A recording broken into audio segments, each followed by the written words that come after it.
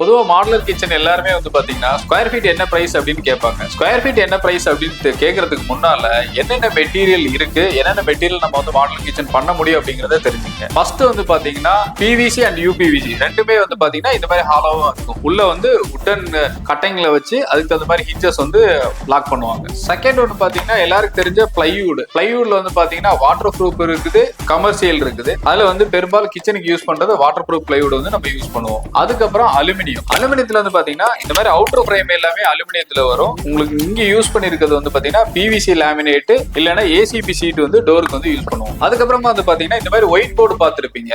இது பெரும்பாலும் டபிள்யூபிசின்னு சொல்லுவாங்க, ஆனா அது டபிள்யூபிசி கிடையாது, பிவிசி போர்டு. ஒயிட்டா இருக்கிறது வந்து பாத்தீங்கன்னா பிவிசி போர்டு. இது தண்ணி படுற ஏரியா அந்த மாதிரி இருக்கிறது, வார்ட்ரோப்க்கு பின்னால வர பேனலிங் அதுக்கெல்லாமே இதை நம்ம யூஸ் பண்ணிக்கலாம். இதுலயே வந்து பாத்தீங்கன்னா உங்களுக்கு லைட்டா பிரவுன் ஷேட்ல இருக்கும். இது வந்து உட்டோட வேஸ்ட் பார்ட்டிகல் சேர்த்து பண்ணிருப்பாங்க. இதுக்கு வந்து இதுதான் வந்து உண்மையான டபிள்யூபிசி. இதுல வந்து நம்ம டைரக்டா பெயிண்ட் பண்ணிக்கலாம், லேமினேட் ஒட்டிக்கலாம். கிச்சனோட எல்லா கேபினெட்டுக்குமே இதை வந்து நம்ம யூஸ் பண்ணிக்கலாம். டபிள்யூபிசிலேயே அடுத்த ஒரு இது பாத்தீங்கன்னா 3 லேயர்னு சொல்லுவாங்க. அந்த 3 லேயர் அப்படிங்கிறது உங்களோட இன்னர் அவுட்டர் ரெண்டு பக்கமே வந்து பாத்தீங்கன்னா லேமினேட் ஆன மாதிரி இருக்கும். நமக்கு அதனால இதுக்கப்புறம் லேமினேட் எதுவும் பண்ண தேவையில்ல, டைரக்டா எடுத்து அப்படியே யூஸ் பண்ணிக்கலாம். இது வந்து 3 லேயர் டபிள்யூபிசி சொல்லுவோம். அதுக்கப்புறம் இது வந்து பாய்லோ. இது வந்து பாத்தீங்கன்னா நீங்க 100% வந்து வாட்டர் ப்ரூஃப். இது ஒரு ஸ்டோன் மாதிரி இருக்கும், ரொம்பவே ஸ்ட்ராங்காவும் இருக்கும். இதை வந்து நம்ம கிச்சனுக்கு வந்து நம்ம யூஸ் பண்ணலாம். அதுக்கப்புறம் பாத்தீங்கன்னா என்எஃப்சி போர்டு. இந்த என்எஃப்சி போர்டு அப்படிங்கிறது வந்து பாத்தீங்கன்னா நம்மளோட ரைஸ் அதுக்கப்புறம் கோதுமை இதோட உமியில இருந்து உட்பார்ட்டிகள் ஆட் பண்ணி அதுல ரெடி பண்றது.